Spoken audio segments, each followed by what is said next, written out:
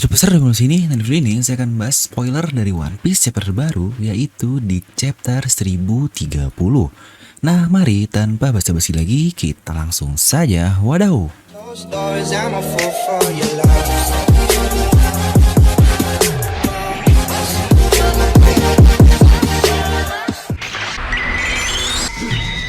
Nah, seperti biasa, sebelum lanjut ke video ini, jangan lupa untuk subscribe dan juga nyalakan bel notifikasinya ya. Karena kalian tidak akan tertinggal informasi menarik seputar One Piece hanya di channel Devil Nomi. Terpastikan sebelum kalian komen apapun, kalian menonton video sampai habis, jadi tidak ada informasi yang miss dan juga yang setengah-setengah. Dan sebelum itu, jangan lupa juga untuk di follow akun Instagram khusus merchandise channel Devil Nomi ini ya, di dnm.merch. Lagi mau ada kejutan menarik nih di akun Instagramnya, jadi pastikan untuk akunnya di follow up terus ya, yohoho. Oke, kali ini kita akan bahas spoiler untuk chapter terbaru yang sudah ditunggu-tunggu seharian lah dari kemarin hari Selasa sampai tengah malam. Malah baru keluar tadi pagi banget untuk spoilernya. Jadi aja tim apa itu tidur harus bangun pagi, aduh. Jadi untuk chapter 1030 ini akan berjudul Echoes the Impermanence of All Things. Atau jadi kita artikan secara langsung adalah ketidakkekalan dari segala sesuatu yang menggema. Wah, puitis banget nih judul untuk chapter kali ini. Biasanya ada siapa ya kalau jadi puitis-puitis gini untuk judul chapternya? Dimana chapter ini dimulai dengan supernova lain yang masih ada di arc Onigashima ini.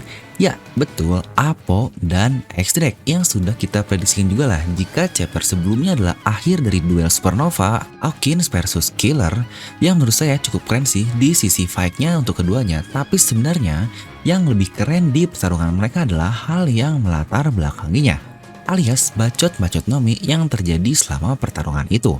Ya, untuk hal itu memang sudah saya bahas di breakdown chapter lalu yang waduh jadi motivasi sekali nih. Tapi tidak prediksinya adalah untuk kedua supernova ini mereka malah membentuk aliansi. Waduh, mereka berdiskusi antara Apo, X-Drake dan mereka pun membawa number 1, 2, dan 3 untuk membuat aliansi ini cukup aneh sih. Tapi dari cara Oda nunjukin numbers ini sepertinya memang agar semua numbers ini akhirnya ditunjukkan di serial One Piece. Dimana sebelumnya dia sudah menunjukkan Hacha lalu juga yang lain-lainnya. Jadi sepertinya hanya nomor 1, 2, dan 3 ini saja yang belum Oda tunjukkan ke kita secara langsung. Dan sekali ditunjukkan malah langsung aliansi doang nih dan langsung sekaligus. Wah, sayang kali ya. Oda bikin konsep numbers dari 1 sampai 10 kalau akhirnya nggak ditunjukin semuanya. Lalu mengenai aliansi Apo dan X-Drake ini sejujurnya sangat mencurigakan sih. Karena orang sebangsat Apo dan bakal nanti malah mengkhianati X-Drake lagi. Tuh bukankah numbers pun sebenarnya berada di bawah perintah dari Apo ini kan? Jangan-jangan X-Drake tidak tahu kalau aliansi Apo sebelumnya itu cuma tipuan doang. Karena akhirnya Torao pun dia taunya dari Hawkins kan setelah dia kalah oleh Torao ini.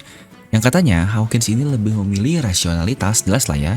Jika masalah safety, dia akhirnya memilih untuk bergabung di bawah Kaido yang di chapter lalu baru kita ketahui jika itu pun bisa dibilang terpaksa. Tapi untuk Apo ini dia memang sudah di bawah Kaido sejak awal, tapi dia malah mau beraliansi dengan Hawkins dan Kid untuk menjebaknya. Yang sepertinya ini bisa saja terjadi ke kasus X-Drake ini. Tapi seharusnya X-Drake ini cukup pintar lah ya masalah agen-agen kayak gini, toh dia juga seorang agen. Dan di sini lagi-lagi kita diperlihatkan keadaan si bangsat Orochi. Yang kita tahu lah sebelumnya jika dia ini masih selamat, tapi yang lebih mengejutkan adalah ternyata Kanjuro masih hidup. Ya, lagi-lagi setelah kematian yang seharusnya sudah pas dengan kata-kata epic itu, Oda ternyata malah membiarkan karakter sialan satu ini hidup bersama dengan si bangsat Orochi. Di sini kenapa tidak dikatakan tentang Fukurokuju karena dia masih bertarung melawan Reizo lah seharusnya. Yang padahal banget nih, dia ini terkapar sebelumnya di sebelah Kinemon dan Kiku loh untuk Kanjuro. Kalau gitu kira-kira mungkin mereka juga seharusnya belum mati ya, Kiku dan Kinemon. Kalau untuk Kinemon saya memang masih cukup sangsi, tapi jika Kiku dan Kanjuro mereka sudah membuat speech yang sangat keren sekali sebelum kematiannya.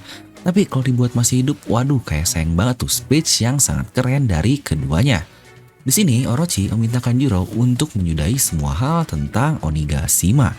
Dan Kanjuro akhirnya menciptakan api iblis besar untuk membakar seluruh kastil. Dan itulah yang jadi judul kali ini. Ketika ada Kanjuro, disitulah judul chapter akan menjadi lebih puitis, menggemakan ketidakkekalan segala hal dengan cara membakar Onigashima. Karena bukankah gemanya ini lebih ke arah api yang akan menyebar ke seluruh Onigashima. Wah, ini sungguh puitis sekali nih Oda Sensei. Dan berpindah ke pertarungan Torao dan Kid ini melawan Big Mom. Dikatakan di sini mereka sudah mengawakeningkan buah iblisnya. What? Lau bisa ngawakening buah iblisnya? Wah, ini sih aneh banget. Tapi di sini diberitahukan mereka hanya bisa menggunakan kemampuannya itu sebagai cara terakhir mereka untuk melawan. Ya, ini wajarlah seperti power up di akhir kayak gitu. Kalau Kid lebih wajar lagi karena kita belum tahu nih peak powernya atau tingkatan tertinggi dari full power milik Kid ini. Karena kita tahu lah dari awal sampai akhir dia belum mengeluarkan kekuatan penuhnya. Tapi mungkin untuk off screen lawan Kaido ya wajar lah ya. Ini seorang Yonko pasti dia tetap kalah. Tapi yang aneh adalah kenapa Lau juga dikatakan mengawakeningkan buah iblisnya. Yang sebelumnya ketika melawan Doflamingo saja, wah udah empot-empotan Torao ini. Tiba-tiba Oda kasih awakening untuk Torao, kayaknya kurang aja gitu ya untuk hal seperti ini. Dimana beberapa hal yang diberitahu dari spoiler kali ini adalah Lau dapat menyerang Big Mom dari dalam tubuhnya. Mungkin seperti roomnya lah akhirnya berhasil menembus haki kuat milik Big Mom ini. Karena sebelumnya dia pun pernah berkata jika dia tidak bisa memindahkan Big Mom atau Kaido karena haki keduanya sangat kuat sekali.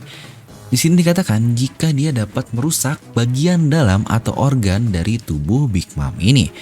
Apa mungkin awakeningnya hanya terbatas seperti itu saja ya? Tapi untuk kasus Kid, dia bisa mengubah Big Mom menjadi magnet raksasa. Atau mungkin dari dalam tubuh Big Mom ini dijadikan magnet dan dikontrol oleh Kid. Ya mungkin seperti zat besinya atau apanya lah yang ada di dalam tubuh manusia. Ya lagi-lagi karena ini spoiler kita masih belum tahu lah bentukan awakening keduanya seperti apa. Yang dari spoiler ini apakah benar-benar nih belum ada pihak yang kalah lagi di chapter 1030 ini. Karena lagi-lagi Oda benar-benar memperlambat pace-nya seperti yang saya bilang di prediksi lalu. Jika awal komik memang biasanya Oda memperlambat seperti itu. Tapi ya kita tunggulah versi scanless-nya aja yang biasanya rilis di hari Kamis besok. Nah jadi itulah untuk spoiler kali ini kalian bisa langsung tuliskan pendapat kalian di kolom komentar di bawah. Serta satu yang terpenting dari yang terpenting adalah minggu depan tidak libur. Wah ini sih mantap banget nih. Kira-kira apa lagi ya yang akan terjadi minggu depan? Tapi minggu ini juga belum beres sih untuk scan nation-nya.